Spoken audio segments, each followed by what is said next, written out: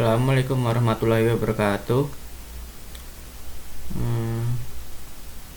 Di sini saya akan presentasikan hasil project dari aplikasi Click and Clean. Saya Yuda Wiradharma, NIM 2200018073.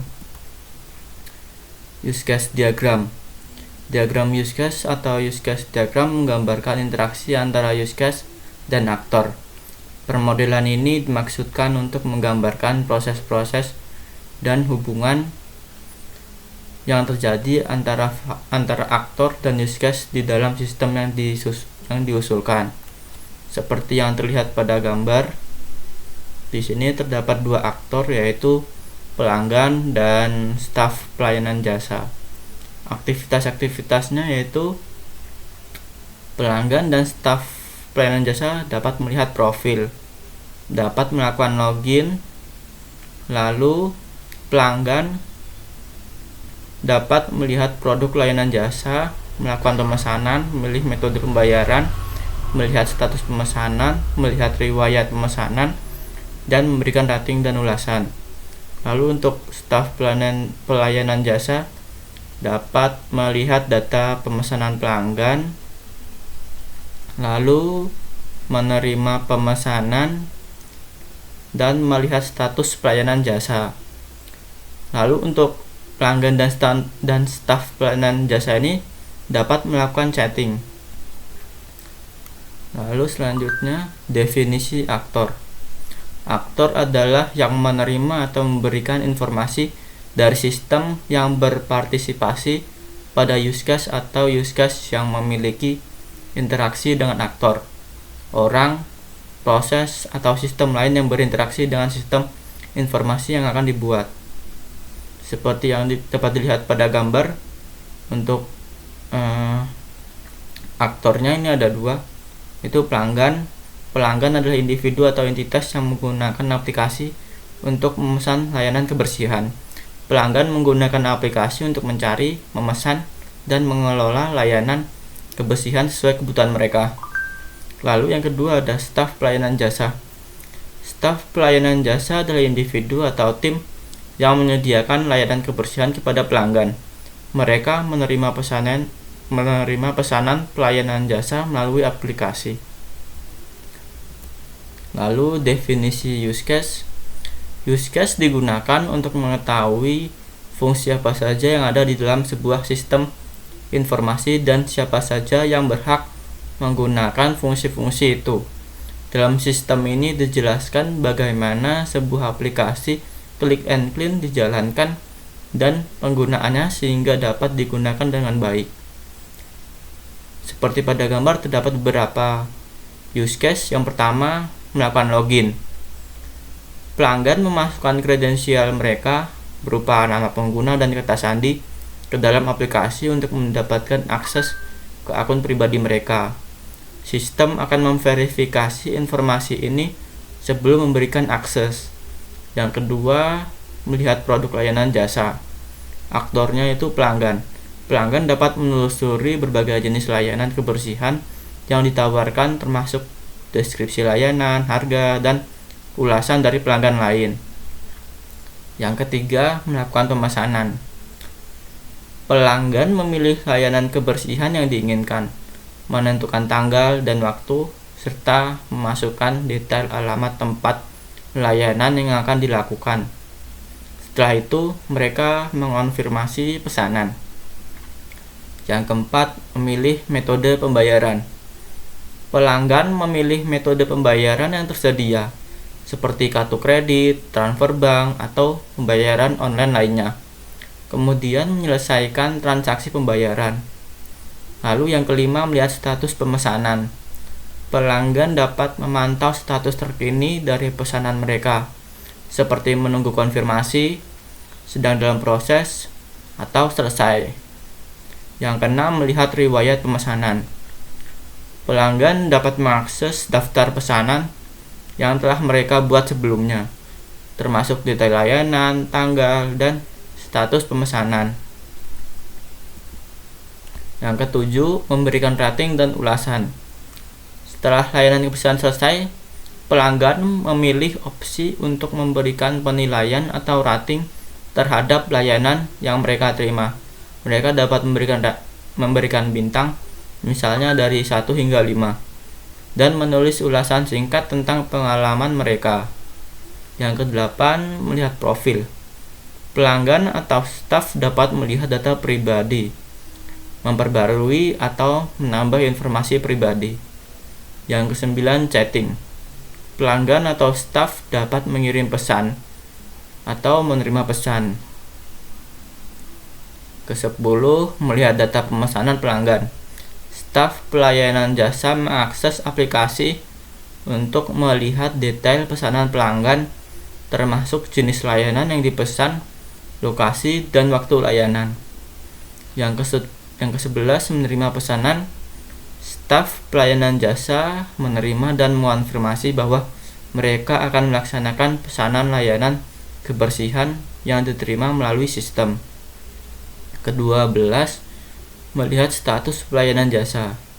Staf dapat memantau status pekerjaan mereka, seperti pesanan yang sedang berlangsung, selesai, atau yang akan datang. Skenario use case. Seperti pada gambar kita dapat melihat, untuk yang pertama itu login atau sign up. Tujuannya melakukan login untuk masuk ke dalam sistem. Aktornya itu pelanggan dan staf. Skenario utama aksinya menginput username dan password, lalu reaksi timbal baliknya itu memverifikasi username dan password. Yang kedua, menampilkan halaman utama. Lalu skenario alternatifnya itu username dan password tidak sesuai, maka menampilkan pesan error karena kesalahan input username atau password. Yang kedua itu ada melihat layanan jasa. Tujuannya membantu pelanggan memilih layanan yang paling sesuai dengan kebutuhan mereka.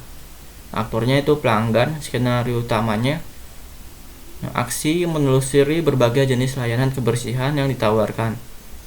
Untuk timbal baliknya menampilkan beberapa layanan kebersihan yang ditawarkan.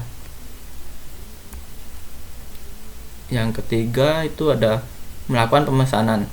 Memesan layanan kebersihan sesuai kebutuhan pelanggan. Aktornya sendiri pelanggan. Skenario utamanya itu mengatur dan memesan layanan kebersihan yang dibutuhkan pelanggan. Lalu reaksinya itu layanan yang tersedia sudah terbooking untuk pelanggan. Jika pesanan kuotanya masih tersedia. Lalu jika kuotanya habis, dia akan menampilkan pesan kuota habis. Yang keempat, memilih metode pembayaran. Tujuannya itu menyelesaikan transaksi pemesanan. Aktornya sendiri pelanggan. Skenario utamanya melakukan pembayaran dan memilih metode pembayaran. Lalu timbal balik reaksinya menampilkan metode pembayaran. Yang kelima, melihat status pemesanan. Tujuannya memberikan informasi real time kepada pelanggan mengenai kemajuan layanan yang mereka pesan.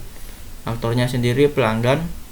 Lalu skenario utama aksi pelanggan memantau status terkini dari pesanan mereka. Lalu reaksi timbal baliknya menampilkan informasi real time kepada pelanggan mengenai kemajuan layanan yang mereka pesan. Untuk yang keenam, melihat riwayat pemesanan. Tujuannya memberikan transparansi dan kemudahan akses ke informasi historis pemesanan. Aktornya sendiri pelanggan. Skenario utama aksinya pelanggan melihat riwayat pemesanan, lalu reaksi timbal baliknya menampilkan riwayat pemesanan. Yang ketujuh, sini ada memberikan rating dan ulasan. Tujuannya memberikan penilaian atau rating terhadap layanan yang mereka terima. Aktornya pelanggan. Skenario utamanya pelanggan memberikan rating lewat aplikasi. Lalu timbal balik dari reaksinya itu staf pelayanan jasa menerima penilaian rating dari pelanggan. Lalu rating kosong karena pelanggan tidak memberikan penilaian. Apabila pelanggan tidak memberikan penilaian. Lalu yang ke-8, melihat profil. Melihat data profil memperbarui atau menambah informasi pribadi. Aktornya sendiri pelanggan dan staf. Skenario utamanya aksinya melihat profil, lalu reaksinya staf pelayanan jasa dan pelanggan dapat melihat data pribadi. Untuk nomor 9 itu ada chatting, tujuan mengirim pesan dan menerima pesan. Aktornya pelanggan dan staf. Skenario utamanya untuk aksi pelanggan dan staf mengirim pesan, lalu reaksinya pelanggan dan staf menerima pesan. Yang ke-10, melihat data pemesanan pelanggan. Tujuannya memastikan staf memiliki informasi lengkap untuk melakukan tugas layanan kebersihan dengan benar. Aktornya sendiri staf pelayanan jasa. Untuk skenario utamanya aksinya mengakses aplikasi untuk melihat detail pesanan pelanggan. Reaksinya menampilkan detail pesanan pelanggan. Yang ke-11, menerima pemesanan. Tujuannya memastikan bahwa staf siap dan tersedia untuk melaksanakan tugas sesuai pesanan pelanggan. Aktornya staf pelayanan jasa. Skenario utamanya aksinya menerima dan mengonfirmasi pesanan pelanggan.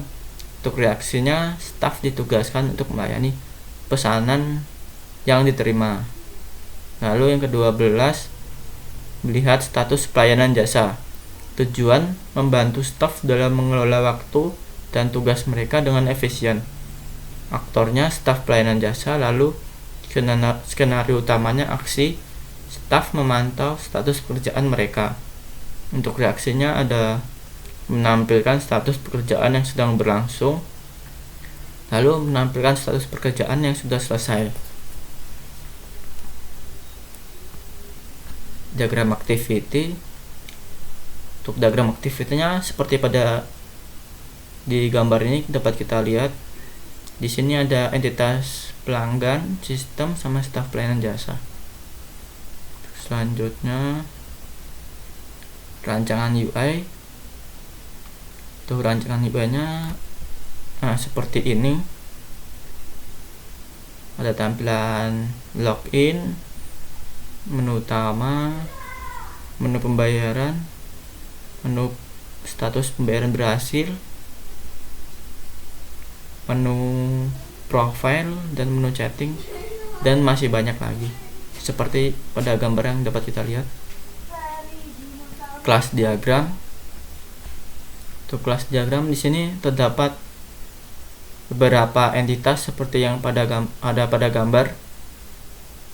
Entitas login, entitas profile, entitas pelanggan, entitas layanan jasa, entitas staff, entitas pelanggan, entitas pesanan, entitas riwayat, entitas chat, entitas rating dan ulasan, lalu ada pembayaran dan status. Lalu untuk atribut-atributnya itu pertama itu ada login. Atributnya ID pengguna, username, jenis kelamin, nomor telepon, dan email.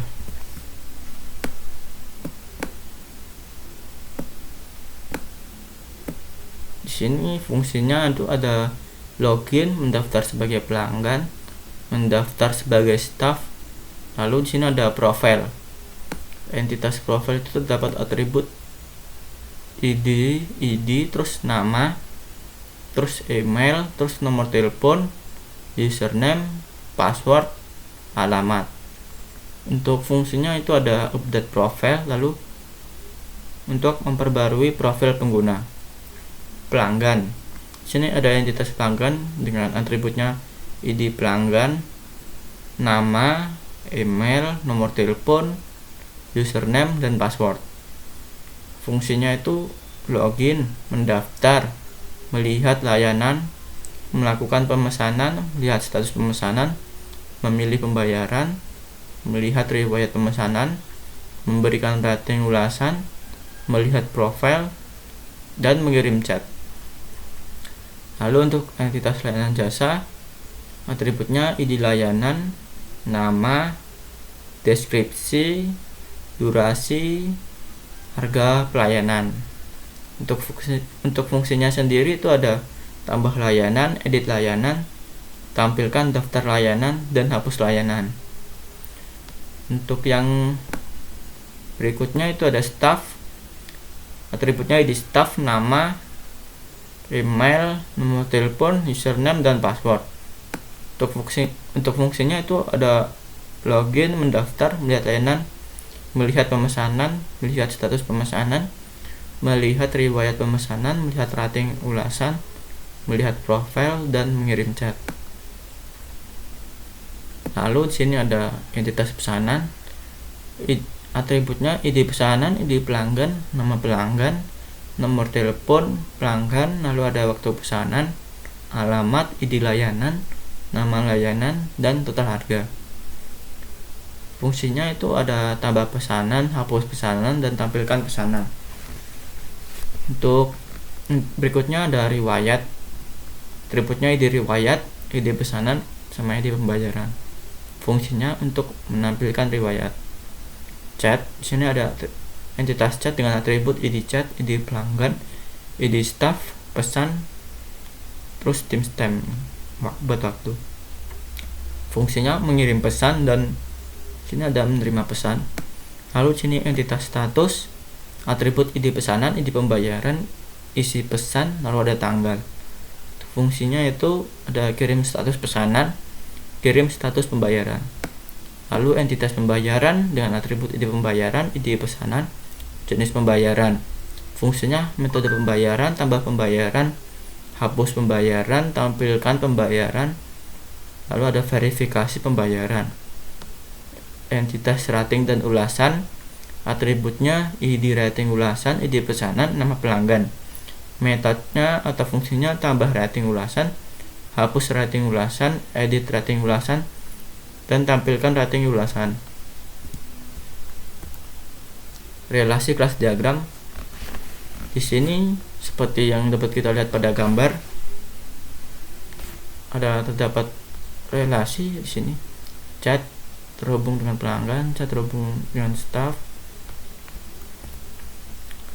Login berhubungan dengan pelanggan dan staff, relasinya komposisi. Deskripsi setiap login terkait dengan satu pelanggan atau staff. Profil berhubungan dengan pelanggan dan staff, relasinya asosiasi. Deskripsi setiap pelanggan dan staff memiliki profil.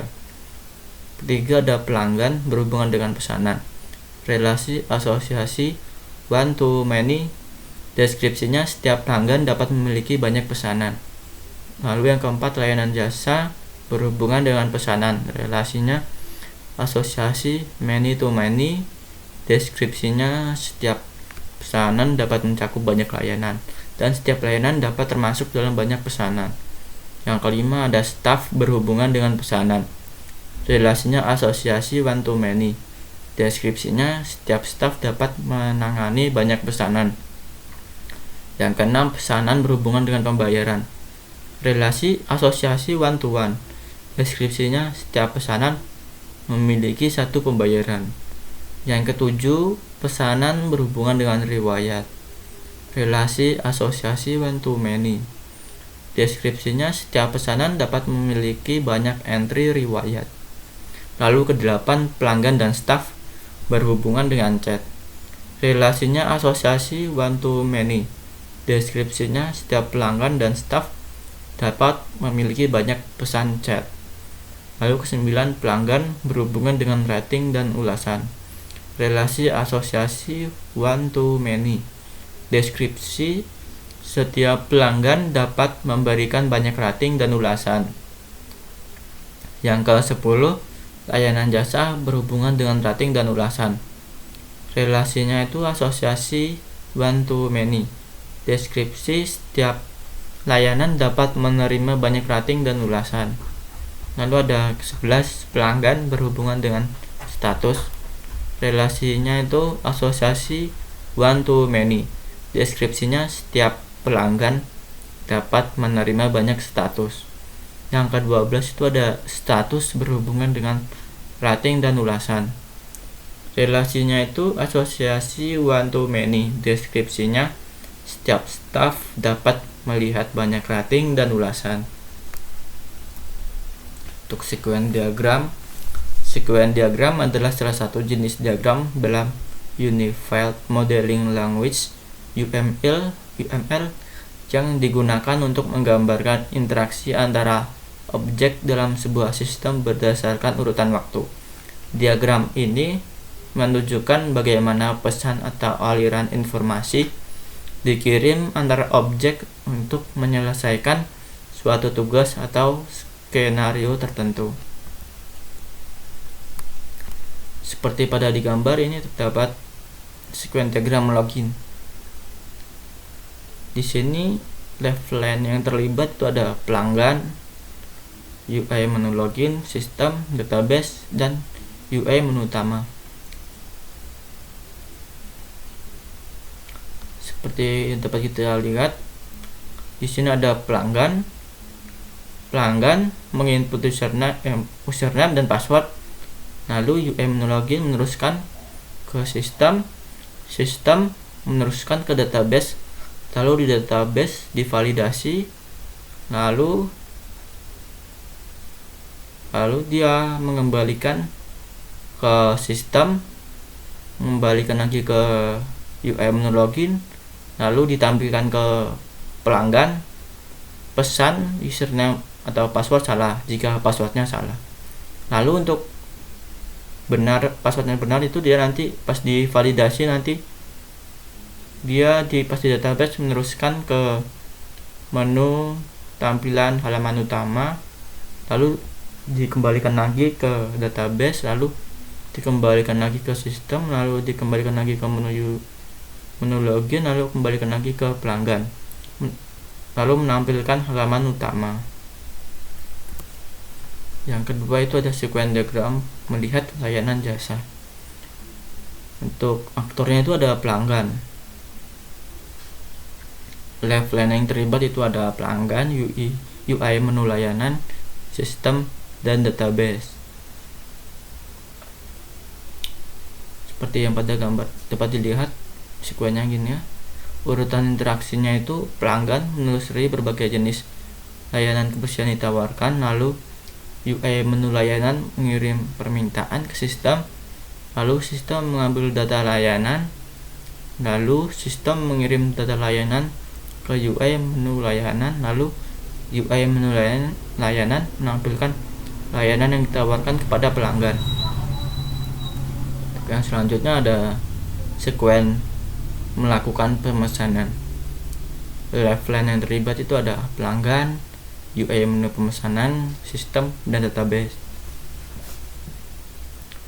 Pesan identifikasinya itu ada input pemesanan, validasi layanan, booking layanan, dan konfirmasi pemesanan.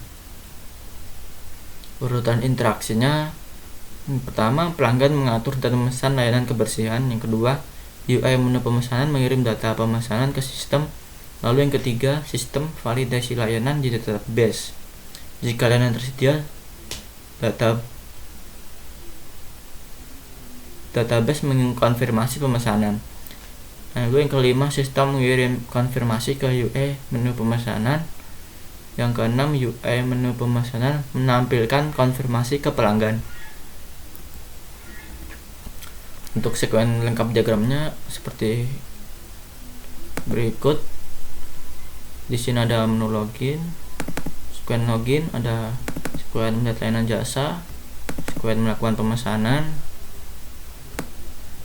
sequence memilih metode pembayaran, sequence melihat status pemesanan, sequence melihat riwayat pemesanan, sequence memberikan rating dan ulasan, sequence melihat profil, sequence chatting.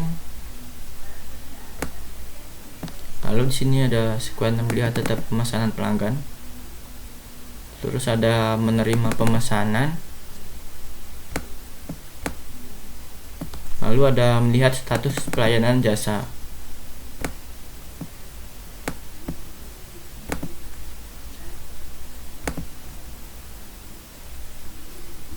Selanjutnya menghitung biaya dan estimasi pengembangan aplikasi. Yang pertama itu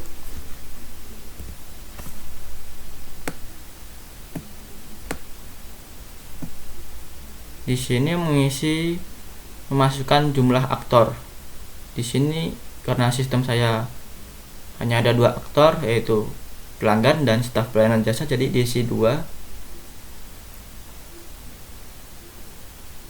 Itu di sini kompleks karena berupa manusia yang berinteraksi melalui GUI. Lalu di sini diisi aktornya, nama aktornya, pelanggan dan staf pelayanan jasa. Lalu di sini kita masukkan jumlah use case jumlah dari use case diagram yang ada di use case itu. Di sini masukkan di kolom simple ya. Lalu selanjutnya ke sheet technical.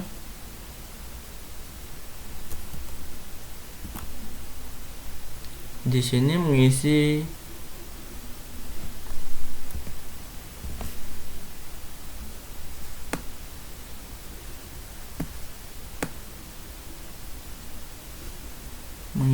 distributed system required isi 1, lalu ada response time is important isi 2, and user efficiency 3, lalu ada complex internal processing required 1, lalu ada reusable code must be focus isi 2, lalu ada installation isi 1, lalu ada usability isi 2. Lalu selanjutnya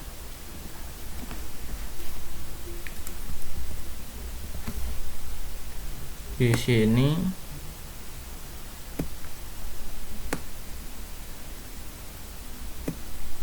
cross platform supportnya di sini 0, lalu isi touching pilih 1, lalu weekly concurrent isi 1, lalu ada custom security isi 1, lalu ada dependence on third party code di sini 0, lalu ada user training pilih 1 isi 1. Di sini udah ada keterangannya. Semakin usernya paham cara instalasi, misalnya orang IT, nilainya semakin rendah karena instalasinya sistemnya terasa lebih mudah ya. Seperti dapat kita lihat udah ada keterangannya di sini ya. Ini yang tadi juga udah ada keterangannya itu.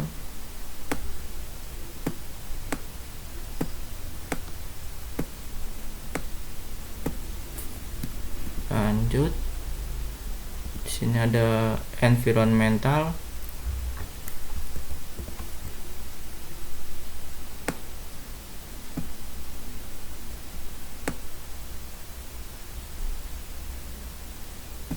Lalu di sini ada kolom familiarity with the project, itu diisi 2, lalu ada application experience diisi 1, lalu ada programming experience diisi 2, lalu ada lead analysis capability, lalu diisi 2 itu, lalu motivation diisi 4, lalu ada stabil requirement diisi 2, lalu part time staff diisi 0 karena tidak ada staff part time ya, karena terus difficult programming language diisi 1.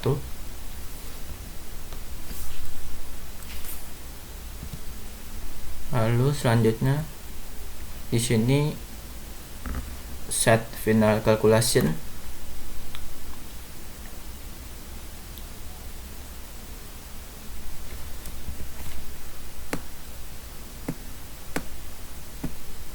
Di sini udah ada ya,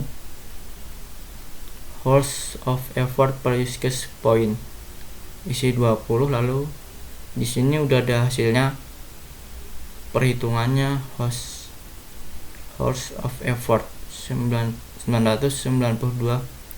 man hours.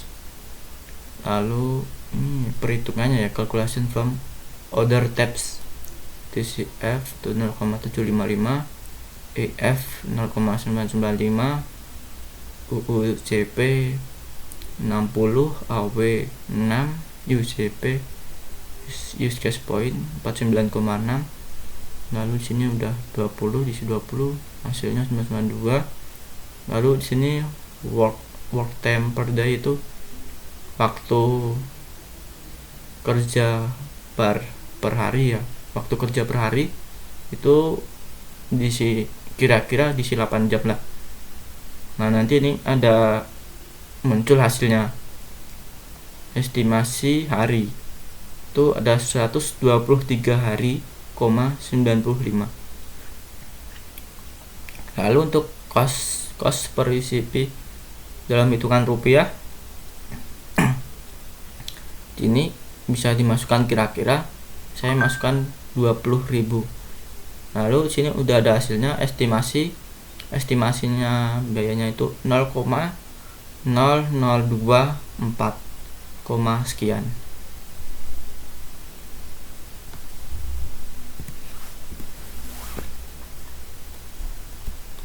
Lalu sekian. Terima kasih yang sudah menonton. Apabila ada salah kata atau kekurangan, saya mohon maaf. Wassalamualaikum warahmatullahi wabarakatuh.